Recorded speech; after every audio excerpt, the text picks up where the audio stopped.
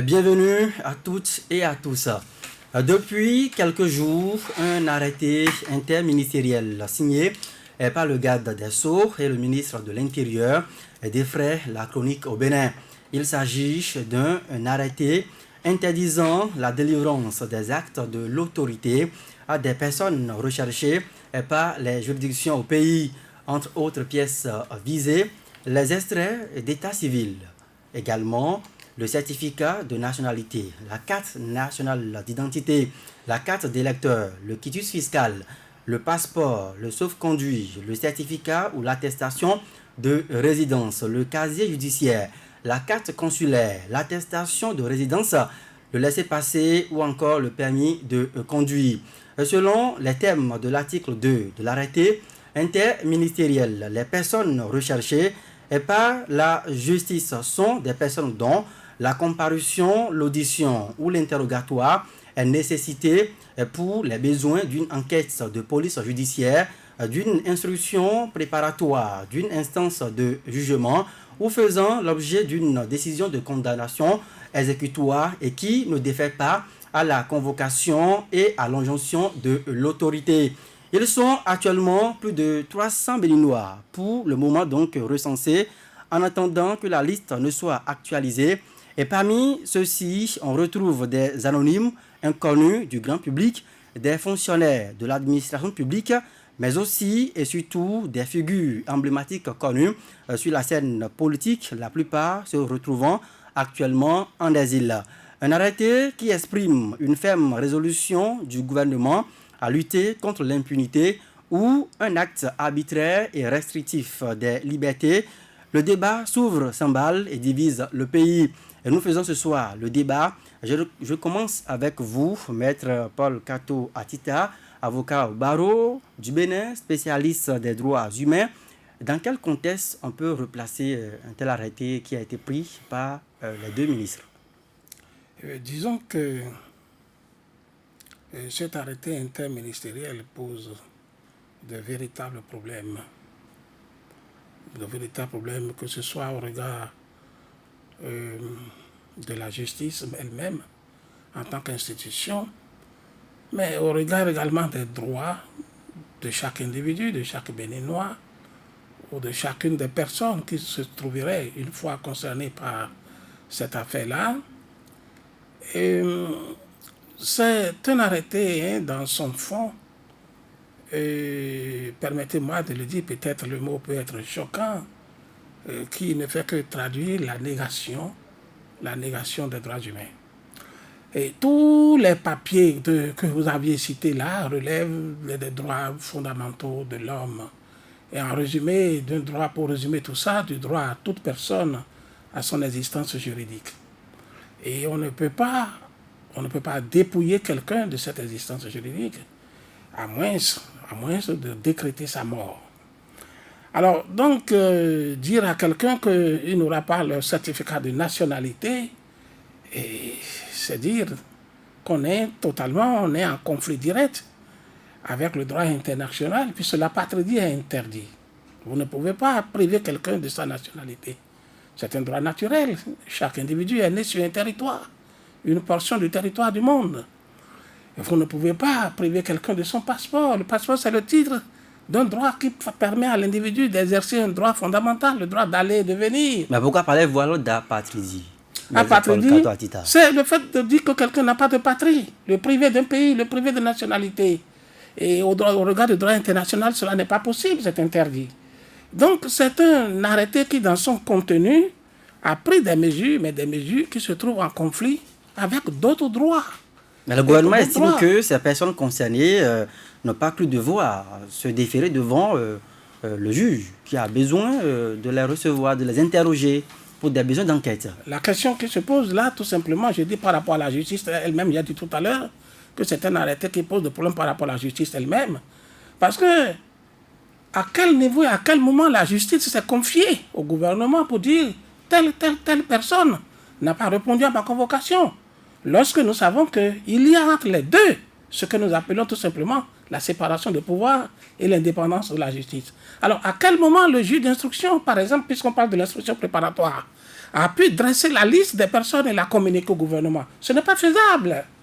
Ce n'est pas faisable. Donc, c'est un arrêté qui, dans son contenu, porte sur des points tels que je me demande à quelle fin cela a été. C'est la négation de tout ce qu'il y a de droit. C'est-à-dire, le juge d'instruction, à quelle fin il va dresser une liste des personnes qui n'ont pas comparu devant lui et l'envoyer à un gouvernement. Ce n'est pas possible. Alors, Maître Paul Katouatita, lorsque un inculpé ou quelqu'un qui est soupçonné d'être auteur quand même d'un acte, d'un délit par rapport donc à la loi est recherché, alors quels sont les moyens que notre droit positif offre au juge pour pouvoir l'écouter? La justice a ses moyens pour rechercher toute personne qui a commis une infraction.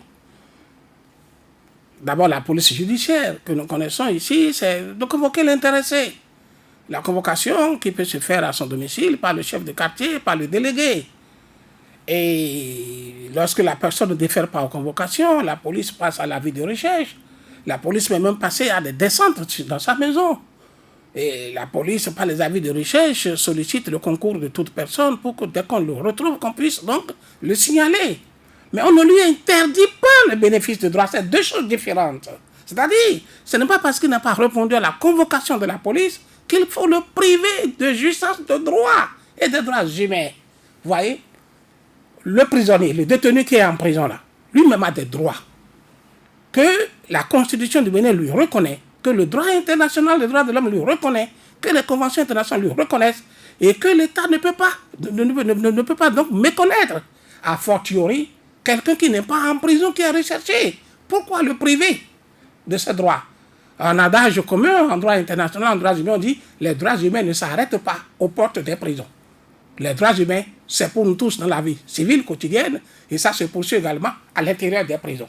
Alors, donc on ne peut pas priver quelqu'un qui n'est même pas encore en prison et qui est dans la vie civile normale de bénéficier de ses droits. L'État a d'autres moyens de le rechercher et de le faire comparaître. C'est ça.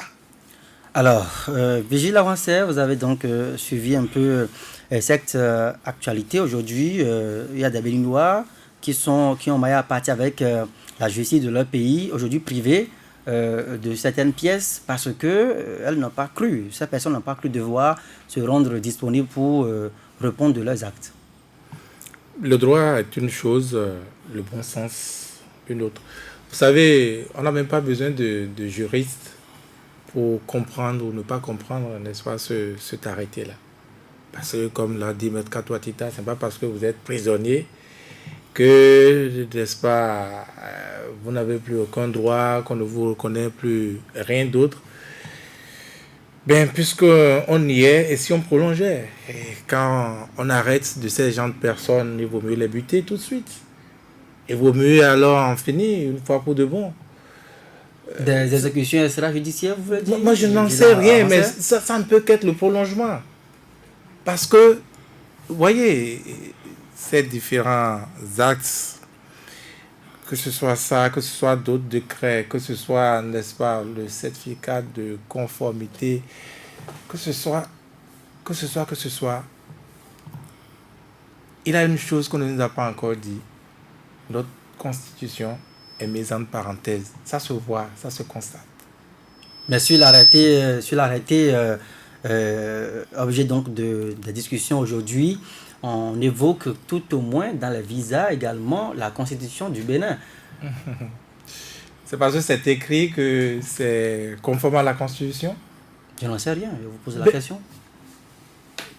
Mais vous voyez combien, enfin moi je ne le ferai pas autant que lui, combien de dispositions de cette même Constitution sont violées, n'est-ce pas, à travers un pareil arrêté? Combien de conventions à l'international sont violées? Ben voilà, M. Katouatita parlait tantôt d'apatrides, puisque cet arrêté effectivement fait de ces personnes des apatrides. On dit que si le passeport expire, ils n'ont pas le droit de renouveler, ils n'ont pas le droit d'aller chercher leur acte de naissance, ils n'ont pas le droit d'aller chercher des certificats de conformité. Autrement dit, ils sont des ordures humaines sur terre en train d'errer. Ils sont sans patrie. Ils sont non identifiables par rapport à un pays. Voyez, En fait, moi, je cherche calmement. Et si vous faites bien attention, bien souvent, ce ne sont pas les grands responsables qui parlent, ce ne sont pas les figures emblématiques du pouvoir, mais vous avez les réponses. Et moi, j'en ai eu une aujourd'hui, à savoir que le pouvoir en est arrivé à la conclusion que la démocratie telle que nous la concevons, telle qu'elle nous a été cédée par les Occidentaux avec son corollaire de droits humains, état de droit et consorts, si on devrait évoluer avec, jamais nous n'atteindrons le développement. Et pour cela, il faut qu'on s'invente nos règles. Ça, je l'ai entendu aujourd'hui, développé par, n'est-ce pas, comme on dit, un rupturien, un républicain, sur cette même antenne. Et là, vous avez toute la réponse. Nous naviguons désormais hors constitution. Il n'y a plus de règles, il n'y a de règles que la décision de ceux qui nous gouvernent. Et quand ils sont bien gentils, comme c'est le cas, ils mettent ça sur papier. Ils écrivent ça. Et puis on obéit. Allez, Moi, vous vous interrogez. Non, je ne m'interroge pas, je fais le constat. C'est ce à quoi on est soumis. Simplement. Parce que là, je ne sais pas. Avant, Mercato Atita, je peux avoir, disons, quelques soucis de compréhension d'un problème de droit et dit, je vous consulte, je consulte. Est-ce qu'on peut consulter encore un juriste dans ce pays et pouvoir dire, telle que cette situation est, tel que le cas se présente, si vous allez devant le juge, si vous allez devant... Voilà ce que ça donnerait. Aujourd'hui, ce n'est plus possible. Ce n'est plus possible. On est fiers quand même des juristes. On est fiers de vous. Sertino Diassou, est-ce que vous ne voyez pas, à travers cet arrêté, une ferme résolution du pouvoir à lutter contre l'impunité, parce que chacun devra répondre de ses actes à un moment donné de l'histoire, et quand le juge a besoin de vous, vous n'avez pas votre place en cavale, mais il faut déférer devant l'autorité. Quand on veut lutter contre l'impunité, on ne suspend pas les textes qui réglementent cette lutte. On ne dénie pas à ceux-là qu'on soupçonne d'avoir commis des impairs tout droit. Je irai dans le sens de Virgile, qui vous a déjà dit que le gouvernement actuel a le mérite de poser parfois des actes qui amènent ceux-là qui n'ont même pas fait de faculté de droit à, rien qu'en lisant les décisions qui sont prises, les différents actes qui sont pris, à se faire une idée, à comprendre même au-delà de l'arsenal juridique, à ramener le contenu à portée de la raison humaine. Et moi qui, depuis quelques jours, fouillais ce site, c'est devenu comme passionnant pour moi, à chaque jour d'aller sur le site pour voir ce qui a changé. Et j'en suis arrivé à me poser quelques questions. Parmi les actes qu'on refuse de délivrer aux personnes recherchées, qualifiées d'actes de l'autorité, il y a tous ces actes qui ont trait à l'état civil. Cela voudra dire, entre autres, l'avocat qui est sur le plateau me corrigerait si j'avais tort, que si vous êtes recherché par la justice, vous ne pouvez même pas vous marier. Parce qu'on refuse un interdit à un maire, au maire désormais de vous délivrer même l'acte de mariage. Vous ne sauriez l'avoir. Vous ne pouvez pas, oui, ça a été dit clairement, acte de naissance même, vous ne sauriez l'avoir. Même si vous avez déjà l'acte et que vous apportez ça en légalisation, vous ne pouvez pas l'avoir. Et moi, je me demande, en même temps que j'ai la réponse, est-ce que même un condamné à mort ne peut pas avoir droit à ces pièces-là? Et je me réfère aux actes que la justice m'impose parfois. Pourquoi quand on inculpe quelqu'un, on appelle la personne devant les tribunaux, où on dit libération sous caution et puis en attendant qu'on vide votre dossier, pourquoi on ne demande pas à la personne d'apporter tout ce qu'elle a comme acte de naissance, pièce d'identité, et qu'on se contente juste de lui prendre son document de voyage pour pouvoir le garder sous les yeux pour qu'il ne voyage pas? Je trouve que confisquer un document de voyage peut avoir son sens plus que ce que j'ai lu dans cet arrêté interministériel. Mais ici, les personnes concernées sont en cavale. Ils ne sont pas sur le territoire, même apparemment, si- ils même- sont recherchés. Même si je suis en cavale. C'est parce que je suis en cavale qu'on va me refuser d'entrer en possession de ma pièce d'état civil, ma carte d'identité, mon acte de naissance. Ça me refusait même l'existence. Et je rejoins Vigile qui dirait que autant buter ces personnes-là. Et je trouve qu'aucun texte de loi ne peut amener à ce qu'on le fasse. Ironie du sort, ces derniers temps, s'il y a des vidéos qui circulent, est-ce le sort qui s'acharne contre ceux-là qui ont tenu ces propos hier? Parce qu'avant même d'être candidat, Patrice Talon, de l'extérieur, a envoyé des gens chercher, je crois, sa souche date de naissance. De l'extérieur, pendant qu'il était en exil, recherché par un pouvoir, par la justice. Il a envoyé quelqu'un des gens de l'extérieur chercher une pièce d'état civil. Et les gens ont poussé loin la cruauté en allant arracher cette pièce du registre. Ça a été médiatisé. Tous autant que nous sommes avions déploré ça à l'époque.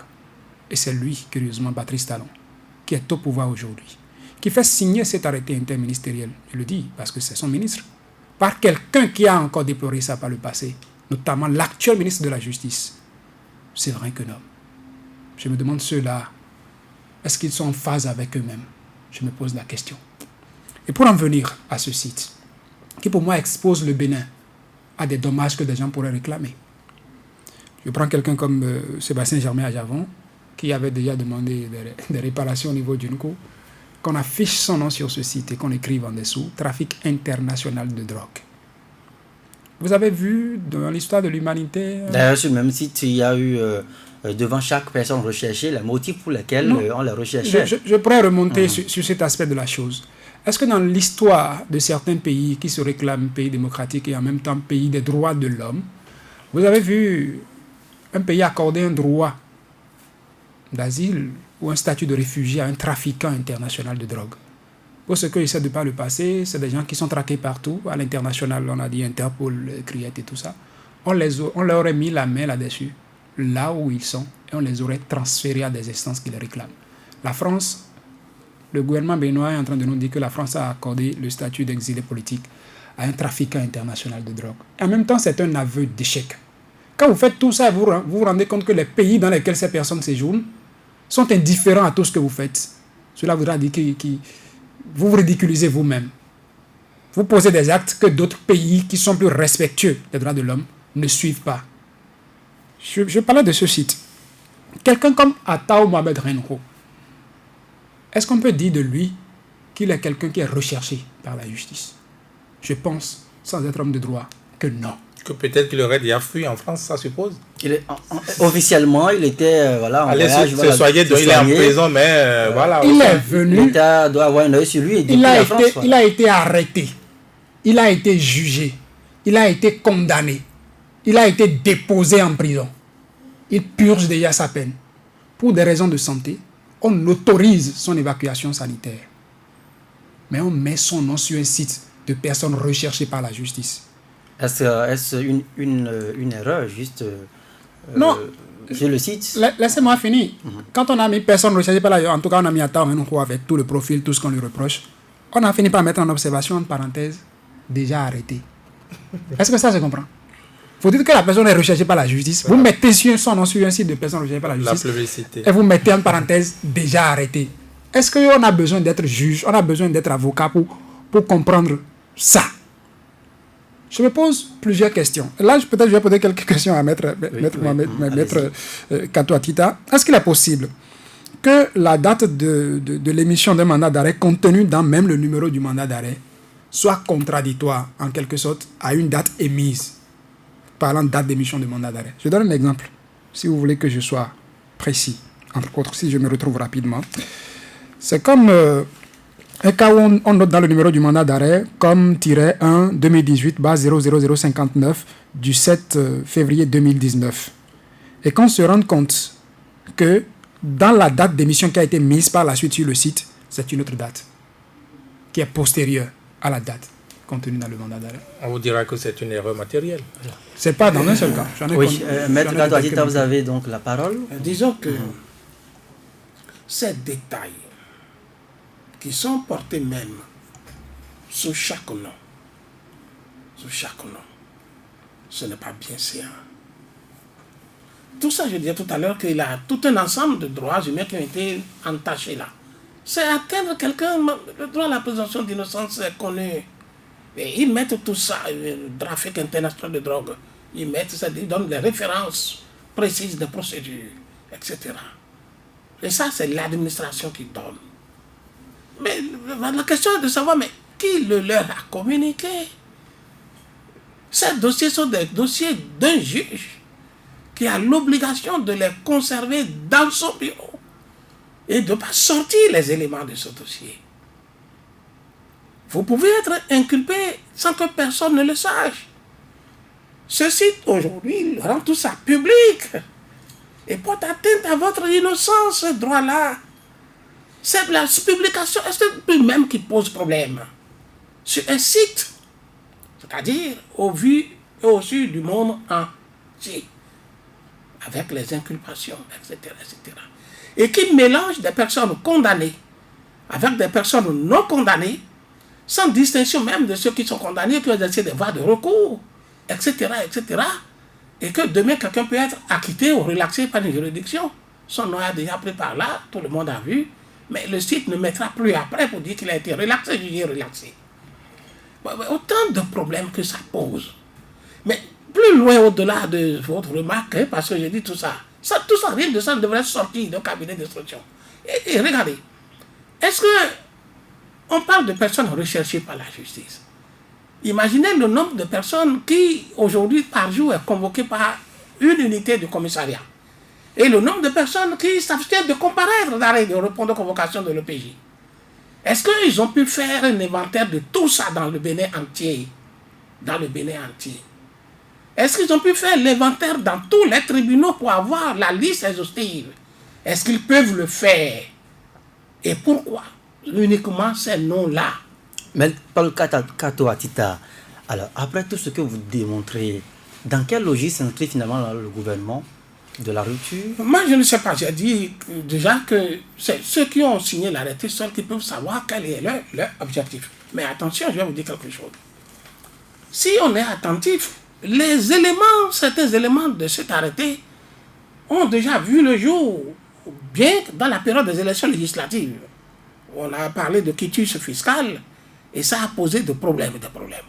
Je me demande quelque chose. Est-ce que cet arrêté réellement de la date du mois de juillet qui est mentionné, ou ce n'est pas un arrêté qui est déjà existant avant les législatives et que peut-être aujourd'hui on a daté pour actualiser? Parce que les données que ça comporte, certaines données se sont manifestées avant les législatives. Je ne vois pas l'utilité de cet arrêté à la date de ce jour. Les éléments qui sont mis là, si on doit être honnête, c'est un arrêté à but politique. Et aujourd'hui, vous pensez réellement que c'est... Oui, parce que ce n'est que... Parce que, politique. Écoutez. Le paysan d'Ansou de Adjawere, qui n'a pas répondu à la convocation du commissaire de police d'Adjawere, quelle utilité ça a pour qu'on mette son nom sur un site? Et dire qu'il a volé quelque chose, d'avoir fait ça. Il y a des voleurs de cabris. Quelle est l'utilité de Dansou de le mettre sur ce site? Et quel danger il constitue pour la nation? Pour qu'on aille, le commissaire puisse juste donner son nom jusqu'au ministère de l'Intérieur, dans la justice, ainsi de suite. Est-ce que ce n'est pas une façon pour le gouvernement de mettre la pression sur les personnes qui sont poursuivies pour qu'on puisse les avoir en temps réel et les juger? Non.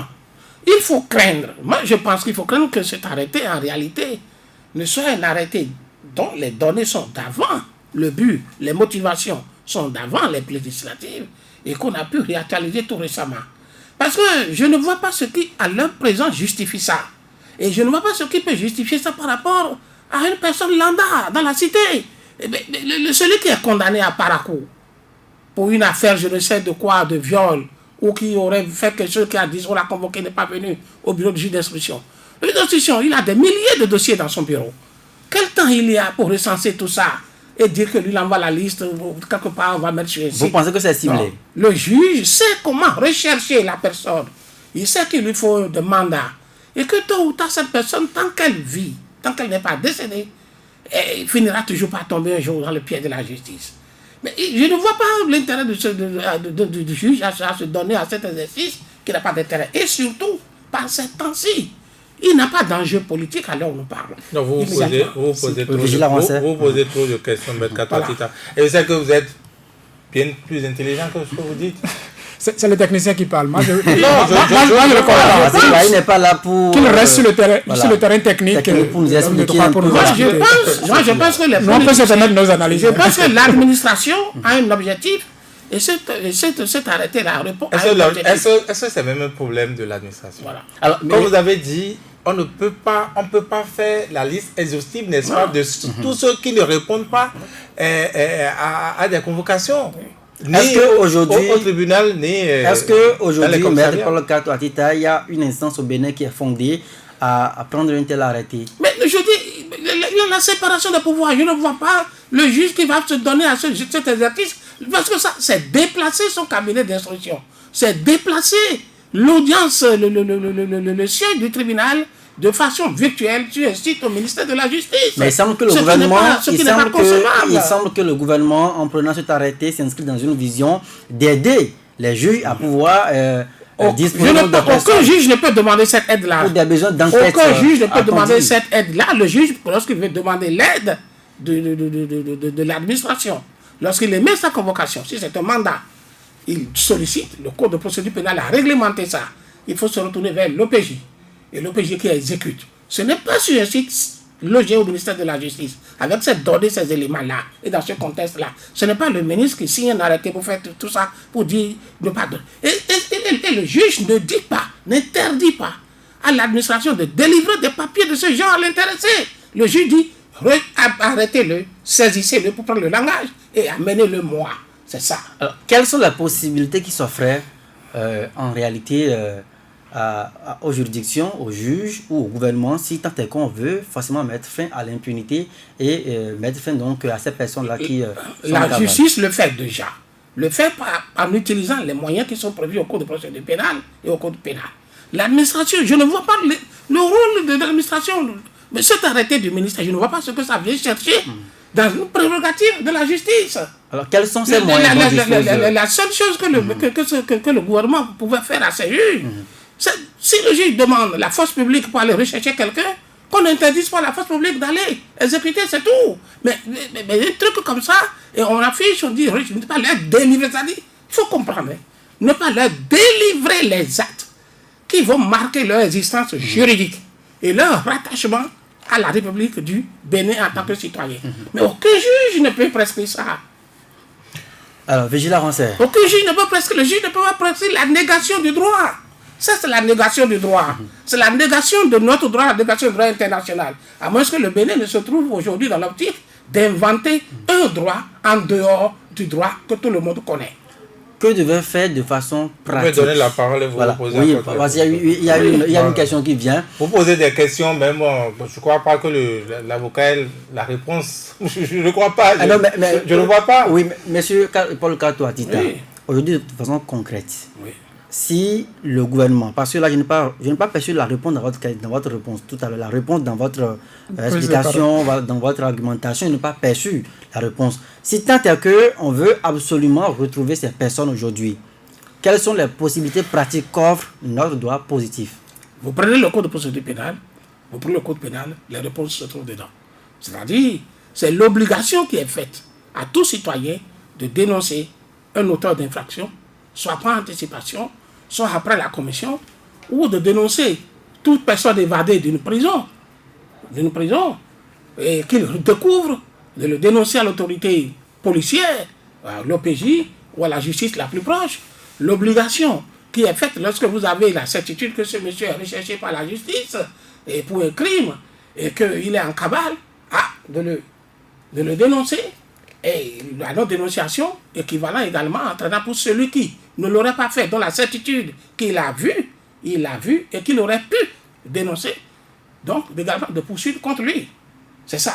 Et cette possibilité, donc le gouvernement aurait pu tout simplement rappeler cette obligation-là à nos compatriotes. Si vous découvrez ça, mais on n'a même pas besoin de nommer les intéressés, comme tout à l'heure que c'est fait, de rappeler qu'une telle obligation existe quand vous retrouvez quelqu'un qui est recherché par la justice, et vous savez qu'il est recherché et ne se présente pas, vous avez l'obligation d'aller le signaler à la police et de dire là où il se trouve.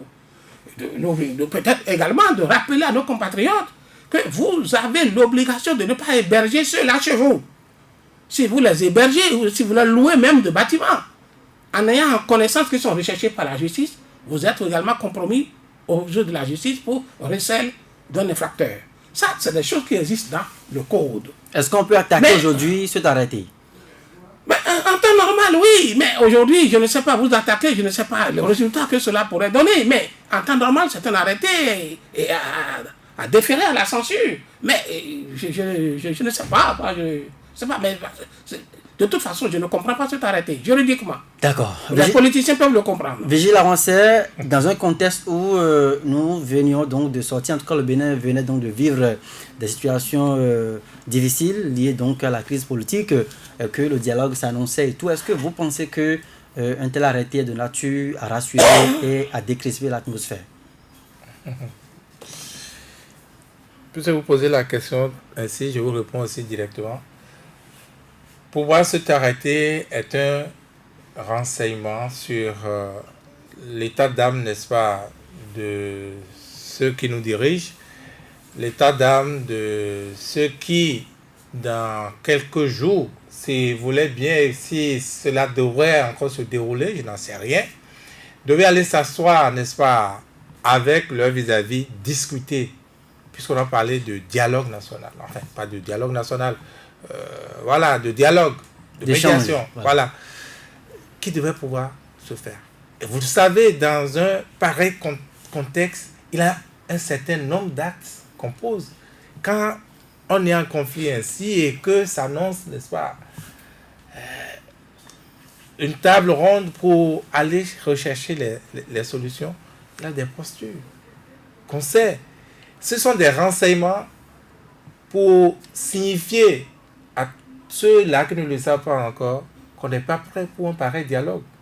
Que pour soi, ce que c'est que le dialogue, eh bien c'est cela. Qu'on a la force et qu'on va l'utiliser jusqu'au bout, quitte à déraper. Vous savez, certainement vous avez dû le rencontrer. Dans les commissariats, on était déjà habitué, n'est-ce pas, à voir afficher des photos de personnes recherchées avec des noms, etc., partout où vous le trouvez. Ça, c'est courant. Mais ce qui sort de l'entendement ici, c'est qu'on dise qu'on ne doit plus leur délivrer tel acte, pas d'acte de naissance, pas de renouvellement de passeport, pas de ceci, pas de cela, pas de certificat de nationalité. Et c'est là tout le flagrant délit. Et c'est là tout le flagrant délit. Au-delà même du déni du droit, des droits humains, de ceci, cela, c'est là où se joue, n'est-ce pas, la politique que Maître Kato Atita semble ne pas voir. C'est là où se joue l'élimination des adversaires politiques. Et vous n'avez qu'à voir les noms de ces personnes-là. Allez voir les noms. Il y a plus de 300 personnes. Il y a plus de 300 personnes. Quand j'entends sur le, j'ai vérifié, il y a 314 personnes là, sur la liste actuellement. C'est une forêt à masquer. C'est une forêt à masquer les vrais arbres qu'on recherche. Dois-je appeler les noms de ceux-là? Vous ne voyez pas du mal partout. Non, mais qu'est-ce que vous appelez mal partout? Voilà. Est-ce que Koumé Koutié est sur cette liste? Il y figure. Il y figure. Est-ce que Sébastien Adiavon est sur cette liste? Je continue. Est-ce que ce sont des potentiels adversaires politiques, des challengers pour l'élection présidentielle de 2021? Ils sont sur recherchés comme les 300 et quelques. Mais c'est ce que je vous dis. C'est pourquoi je vous dis, votre forêt de 300 et quelques là, c'est une forêt à vous faire perdre. Vous voulez qu'on vous donne l'exemple de personnes recherchées par la justice dont on sait où elle est? Le député à l'Assemblée nationale qui figure sur la liste. Un député à l'Assemblée nationale. Son nom est sur la liste des personnes recherchées par la justice. C'est une erreur. Matérielle? Non, un dégât collatéral. c'est un dégât collatéral. Oui, donc, ce n'est rien d'autre que ça. Tout le reste, c'est spéculation. Ce n'est rien d'autre que ça. Et c'est ça qui est magnifique avec le pouvoir de Patrice Talon. Il ne s'en cache pas. Il ne s'en cache pas. Donc, on y est là. On y est. Pour moi, ce n'est pas à rechercher au-delà de cela. Quand vous dites, ça pose un problème, est-ce qu'on peut soumettre ça aux juridictions et avoir... Je soupçonne que ça également, c'est déjà réglé même avant l'arrêté. Vous soupçonnez? Je soupçonne que c'est déjà réglé, puisqu'on a vu des précédents. Donc, on en est là. Je me demande si dans un pareil contexte, la médiation qui avait cours, ça va toujours. Je ne sais même plus si le clergé, ça existe, ça bouge. Je ne sais pas s'ils continuent leur initiative. Mais tout ça, c'est des paquets de renseignements qu'on envoie aux uns aux autres et à chacun d'entre eux. Saturnin Diassou, la paix n'est pas pour demain apparemment. Non, je ne pense pas. C'est comme on prône quelque chose alors qu'au fond on pose des actes qui ne conduisent pas, qui ont l'air en tout cas de saboter l'initiative qu'on prône de sa bouche. Moi je fais un lien. Moi je ne vais même pas d'abord pour la présidentielle de 2021. Et je pourrais dire à Maître Kato Atita que contrairement à ce qu'il pense, que ça peut être une vieille liste qui a été actualisée, je ne pense pas. Parce que sur l'arrêté interministériel, on nous renvoie à un site, le fameux site. Moi, la première chose qui m'a marqué quand je suis allé sur le site, c'est quoi? Le site est en construction. Ou le site est en réflexion. Vous supposez que oui, c'est ça.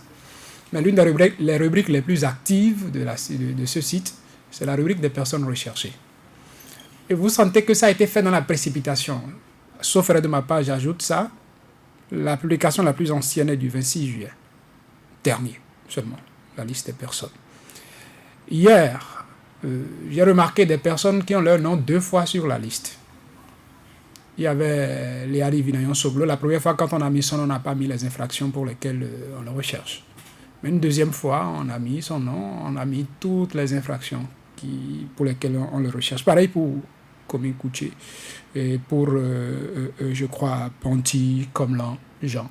Donc, c'est récent ce qu'on est en train de faire. L'arrêté a été signé, je crois, le 22 juillet dernier. Je disais que je n'irai pas à la présidentielle de 2021. Je resterai ici. Nous sommes à une époque, à un moment où on a renvoyé certains partis politiques à des congrès pour qu'ils reprennent. De toute façon, on leur a dit, bon, vous n'avez aucune pièce à ajouter. Vous n'avez qu'à faire un semblant de congrès. Pas de dissolution parce que le code électoral, je crois, l'achat des partis politiques, la date du 16 mars étant passée, les partis sont dissous, sont supposés dissous donc, et que vous n'avez qu'à retourner à un congrès pour revenir. Et c'est presque au même moment que l'arrêté sort. C'est comme pour dire quoi? Vous refusez à ces personnes-là de faire truc-là, non? Vous refusez de les sortir de votre base de données. Quand vous retournerez en congrès, vous ramènerez leur nom. Où est-ce que vous allez trouver les pièces que vous allez faire accompagner de ces noms-là pour justifier de leur présence réelle, de cette condition que remplissent ces personnes d'avoir toutes les pièces? On vous demande d'aller en congrès, vous refusez de sortir des personnes, mais on interdit à ceux-là qui doivent délivrer des pièces que ces personnes iront chercher pour constituer leur dossier, qu'on leur délivre ça. Moi, je reste déjà là pour dire que l'objectif, c'est déjà là.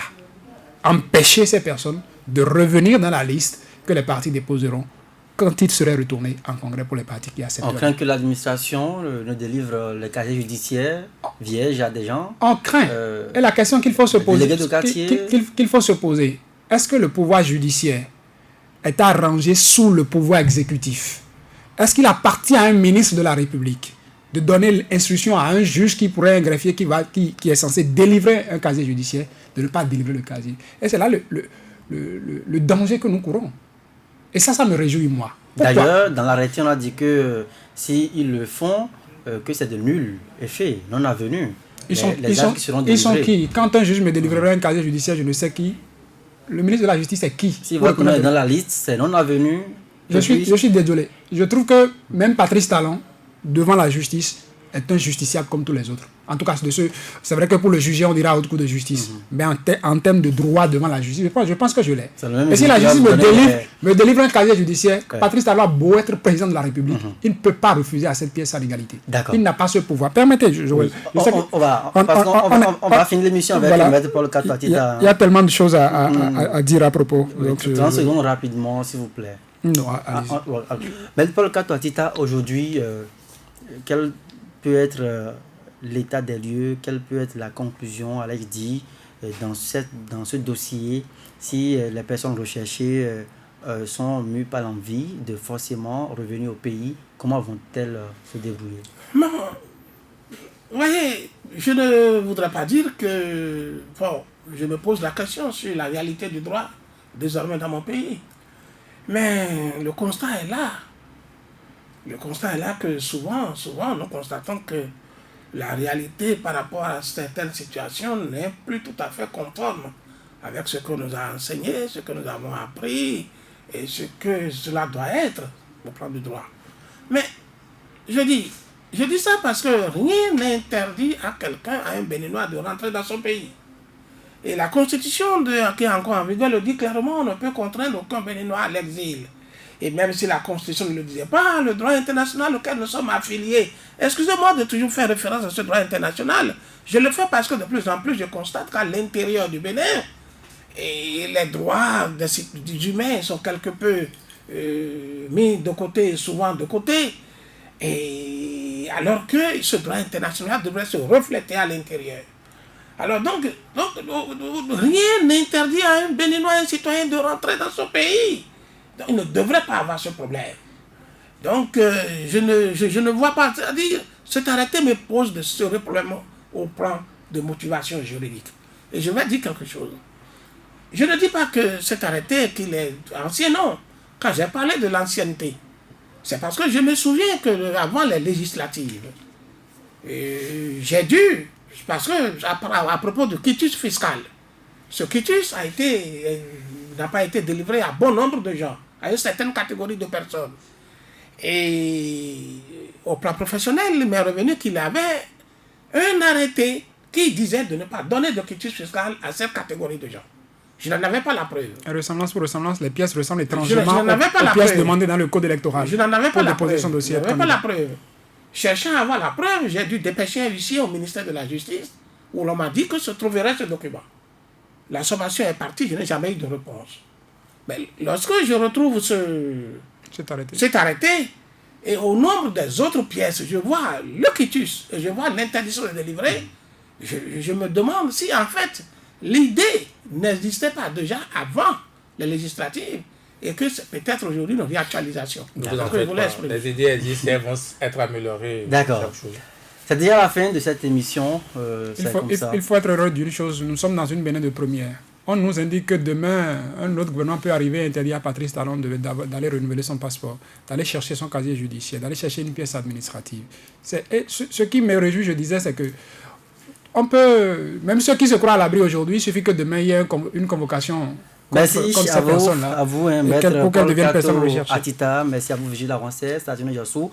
C'est déjà donc la fin de cette émission. L'intégrale, c'est encore demain. On se retrouve à partir de 18h.